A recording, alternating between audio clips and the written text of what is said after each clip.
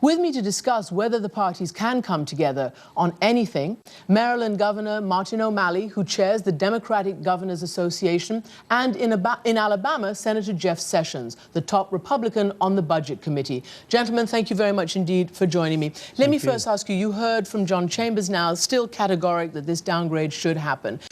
Do you think it's justified, and how do you think the parties, you and, for instance, Senator Sessions, in terms of parties, are going to get together to solve this? I don't think it's justified in terms of when you look at the math here. They made a $2 trillion mistake. The other rating agencies did not downgrade U.S. debt because they did not make that $2 trillion mistake. But one has to find understandable their pessimism about our inability to come together on the most important issue facing our country, which is how do we create jobs? We need a balanced approach, and the extremism, the Tea Party obstructionism here in Washington is keeping us from restoring that balanced approach that America's always used of investing in the future, investing in job creation, and also being fiscally responsible at the same time. Senator Sessions, do you think that there can be now sort of a wake-up call, as some people have suggested, for both parties to really come together? I've heard people say, this is serious. We don't want to see political parties sniping at each other right now. We want leaders to be as big as the crisis that they have to tackle. Well, look, we do have a big crisis. I've been warning all year. Every expert before the Budget Committee has told us we're heading to fiscal crisis. We're on an unsustainable path. We are borrowing 40 cents of every dollar we spend. This year, the interest on our debt is $240 billion. It's projected in 10 years to go to $940 billion in interest in 1 year. This is unsustainable, and sooner or later, if we don't change, this kind of ratings are going to continue.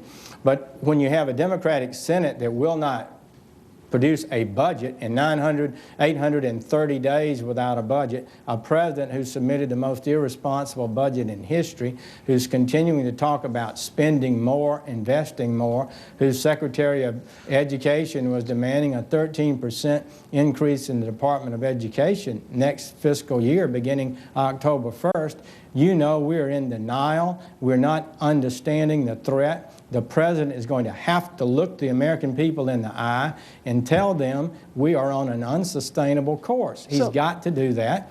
And if he asks us to reduce spending by 10% across the board, all these departments and agencies, Congress would rally to him, in a bipartisan way. Senator, but if he's going to deny we have a crisis, he's not going to have bipartisan support. Just quickly, while I still have you there, the S&P also talked about, you talking about cutting spending, they also talked about raising more revenue. They talked about the Bowles-Simpson, which puts that in. Do you think that, for instance, when the bipartisan committee gets stood up, that there will be a chance for both sides to give on some of their sacred cows?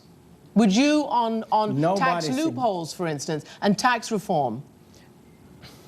Well, raising taxes is what balanced plan means. That's plain to every American by now.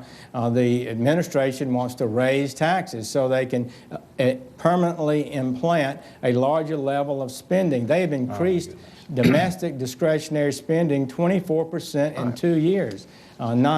This is unthinkable. All right. And so we've got a problem. We've got to bring that spending down, not increase the burden on the private sector. In all of that, Christiane, I never once heard the distinguished senator say the word jobs. What we have right now are moms and dads in Maryland, moms and dads in Alabama who are looking for work and have been looking for work for a long time. Senator Sessions voted for the largest deficit increases under George Bush, and he, like others in his party, worshipped at the altar of the false god of tax cuts. We need to be about creating jobs, and there's good people in the Republican Party that want our country's economy to improve, and that's what we need to allow space to emerge. So I asked Senator Sessions about tax loopholes. Let me just say this. The highest debt President Bush ever had was $450 billion. This president is averaging $1,300 billion.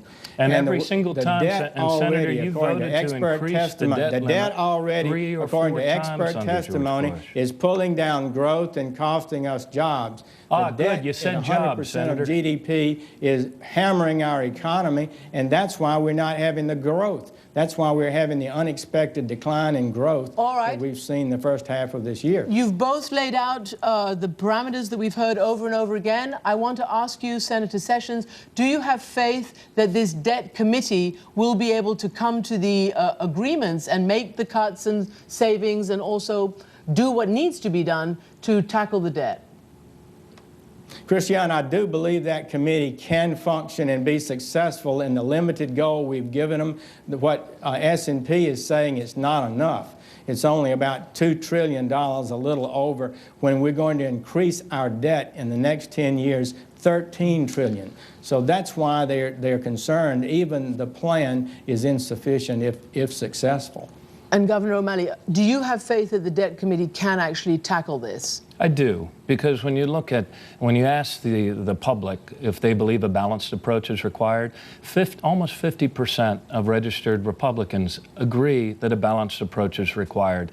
Millionaires and billionaires should be paying their fair share. We all need to pull together to create jobs and to make this new economy ours. And I believe that we can come together around that. Look, it's not a Democratic or Republican idea, it's a historic economic fact that a modern economy requires modern investments to create jobs, and that's what we need to be about. Governor O'Malley, Senator Sessions, thank you very much indeed for joining us. Thank you.